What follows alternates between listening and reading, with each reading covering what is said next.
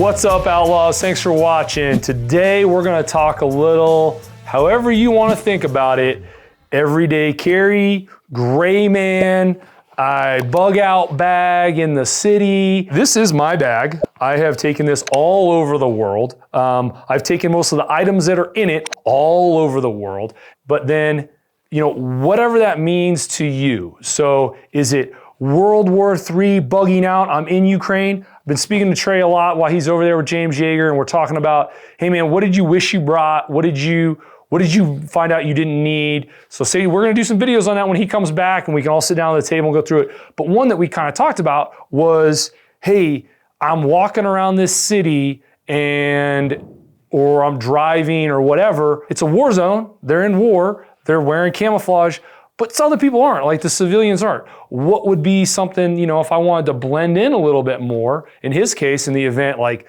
it goes horribly bad for him, or you're in a situation like that and you need to become unassuming, right? Or not look threatening as you move from one place to another. So instead of what they look like now effectively are hard targets, becoming what looks like a non-hard target, not a soft target. You don't want to look like you're a victim that needs to be, you know, raped, pillaged, and plundered, right? But you want to kind of blend in but in the event you are confronted, have the ability to respond in that harder way, right? Because if you guys don't understand, like if you're a hard target, wearing camouflage, wearing body armor, vest, I got my fucking machine guns out, whole 9 yards. The person that's gonna come and confront you already has made the decision, this is what you have, and he thinks he can beat you. If I'm wearing this, like I was over in Singapore and I had all this, or I had a lot of these things in here, I didn't have some of my everyday carry stuff that I have here in America, and some of the goodies that are in this bag right now because it's Singapore and I wasn't allowed to bring them. I don't look like that hard target, but there were aspects that I could bring that made me a lot harder. So let's dive into this bag. It's the Vertex Gamut 2. I bought this years ago. It is my own personal bag. I've used it, like I said, numerous times. And let's go through it and why I picked this bag. I think it'll be kind of evident. It's a little bigger than some people's like, oh man, that's an everyday carry bag. Yeah. And I was getting on planes and I was flying all over the world and I was driving and I put it in the front seat of my truck or my car or whatever. It wasn't too big for me because I got stuck on a plane for 15 hours and they didn't feed us. And luckily I brought my bag and a bunch of goodies in it, mostly food. Because of course it's TSA, so I didn't bring a Glock and a knife and other stuff, right? But that's why. I wanted a little more space. I wanted the ability to expand. And this bag has got some really cool features that allows you to do that. So one, it's a relatively large bag, but it is narrow. So it sits with inside of my shoulders. So that's what I wanted. I didn't want something too wide. So when you're moving around an airport or these other type of things, train stations like that, it's not too big. Big Mystic Ranch 5-day bag fits everything you want in it, but one, you look like a hard target. You don't really blend in very well. Bigger, bulkier, and sometimes too big of a bag allows you to put too much weight in it and then it just weighs you down. So awesome features about this bag for everyday carry, gray man. One, it doesn't look like a tactical bag, right? If you know Vertex or something like that, then you may understand it. But when I go overseas, they don't think this is a tactical bag. I'm going out with the other, 10 people of our hockey team that are all 6 feet, 200 pounds and white guys. Yeah, they go, I wonder what they're in, right? But when you're showing up with your Coyote Brown or multicam Molly backpack, one, you're asking for it to get stolen. Two, they know exactly, they pegged you, right? Like, women, look at your shoes, just little FYI tip. Women always look at somebody's shoes. I don't know why, it's just something that they do. So when you guys are walking through like an airport or whatever, you don't want it to scream, that's military, or if that's what, because you're not going for that. And that's just not an airport, that's just anywhere. I don't like to advertise that is who you are. I don't have a bunch of other stuff. So anyway, this bag doesn't do that because I didn't pick all black. They do make an all black version, they make some other colors, and they specifically did it so it doesn't do that. I really appreciate, that's cool. Other thing that is really cool about this bag, and I'll show it kind of at the end, because there's a really fun toy in there, is there's a pocket right here that allows you to put stuff. You can't tell that it's there. It does have a quick access pull tab, works great. You'll see it at the end when we pull out the fun toys. That's really nice. So it doesn't get in the way. You put the tab back here, and for me in the center, so I can grab it on either side, and I can access this pouch.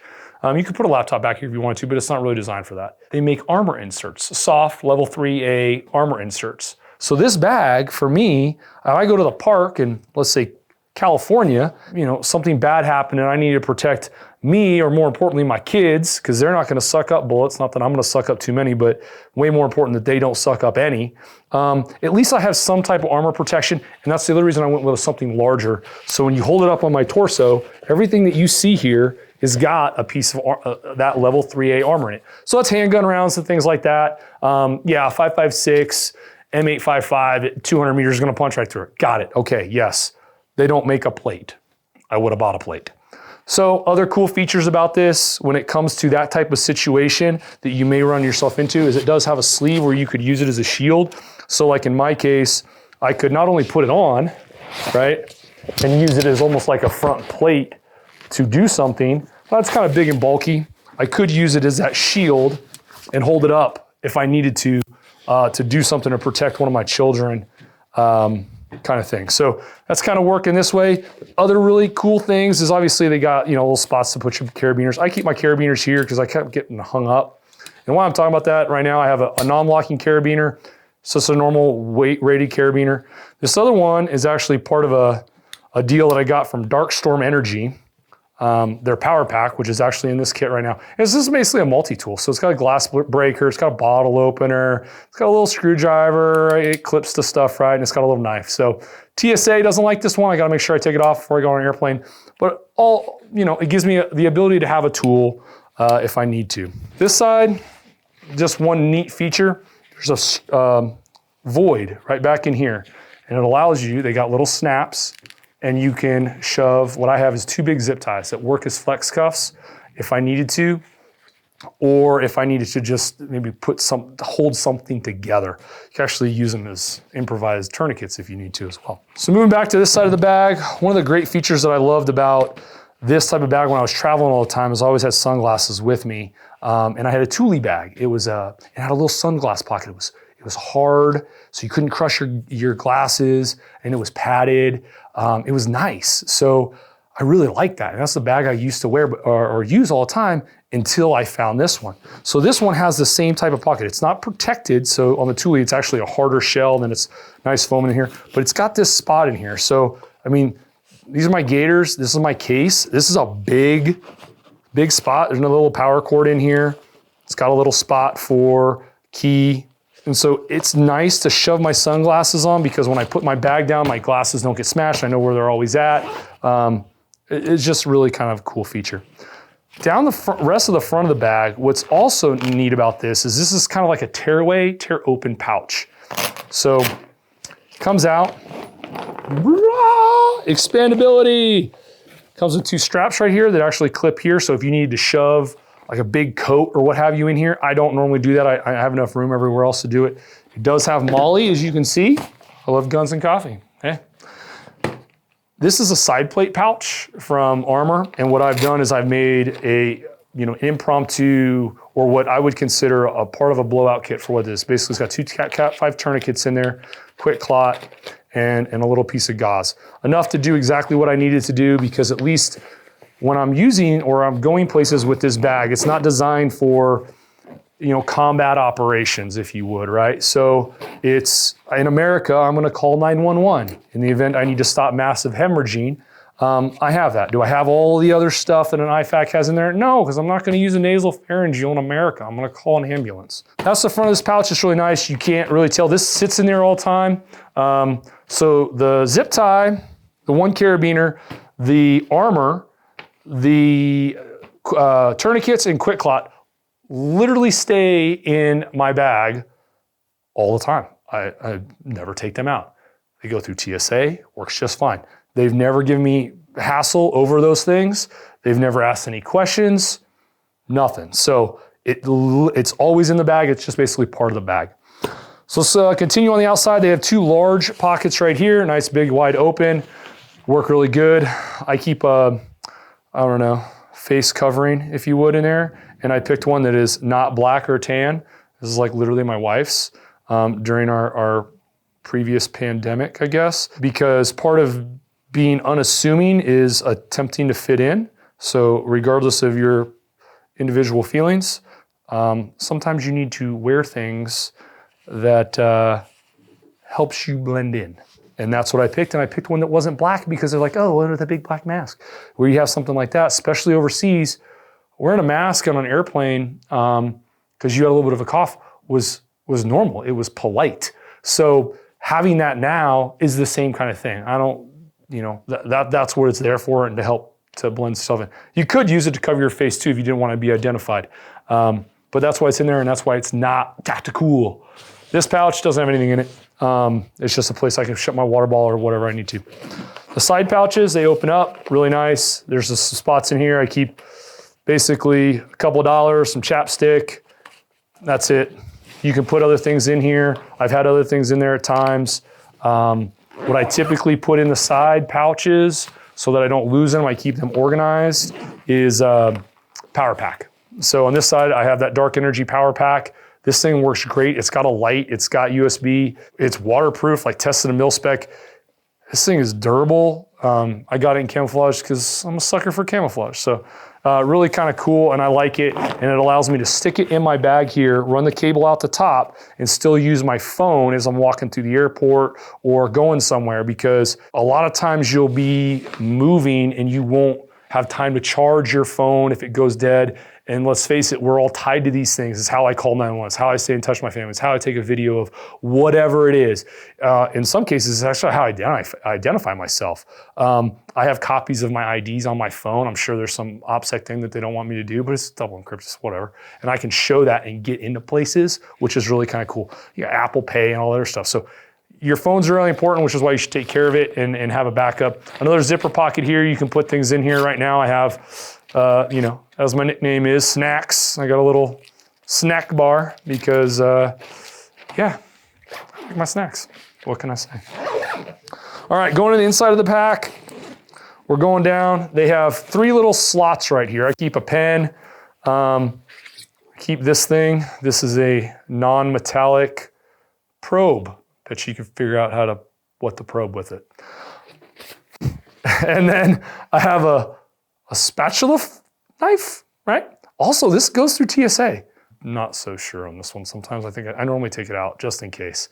And there's actually a spork that attaches right to this. It's just camping kit. You got a hole right here. And I found that I needed that a couple times because I had access to a food and I dropped my fork. Son of a biscuit.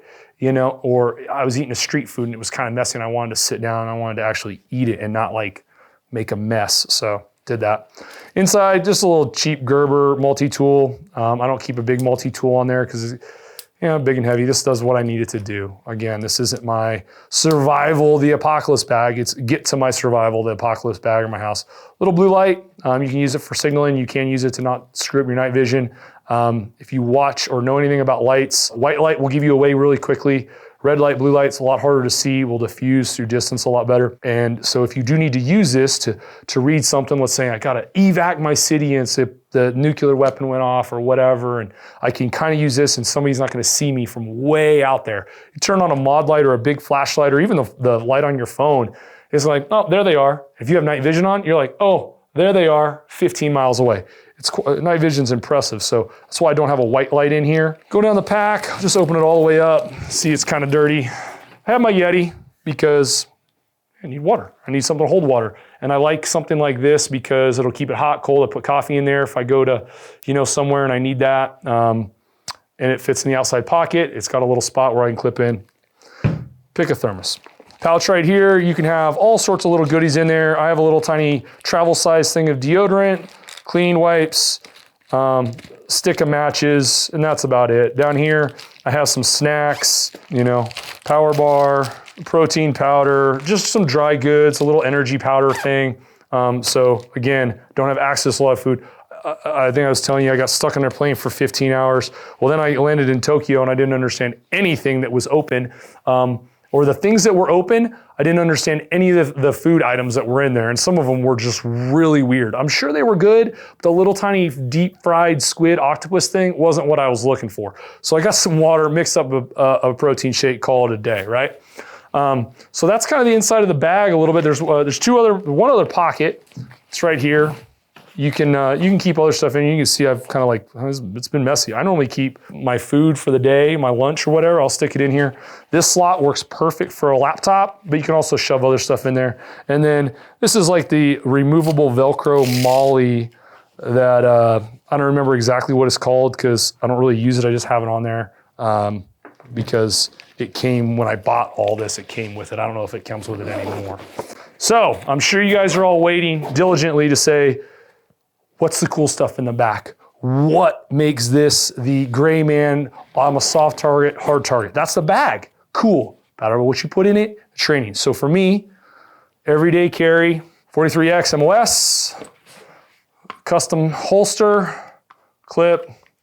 It's a Hollow Sun. We're trying out the Hollow Sun versus the Arm RCC. So that was really good. So have it in there.